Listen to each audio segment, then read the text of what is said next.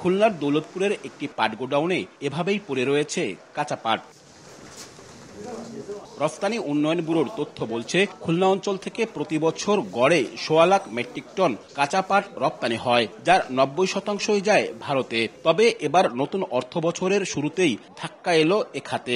গত ২৭ জুন ভারত সরকার হঠাৎ স্থলবন্দর দিয়ে কাঁচা পাট সহ ৯ পণ্যে রপ্তানি নিষেধাজ্ঞা দেয়। পূর্ব ঘোষণা ছাড়া এ সিদ্ধান্তে খুলনার পাট শিল্পে স্থবিরতা নেমে আসে।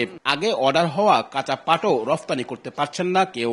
দাম কম থাকায় বিক্রি করতে পারছেন না দেশের বাজারেও। এতে বড় ধরনের আর্থিক ক্ষতির মুখে রফতানিকারক প্রতিষ্ঠানগুলো।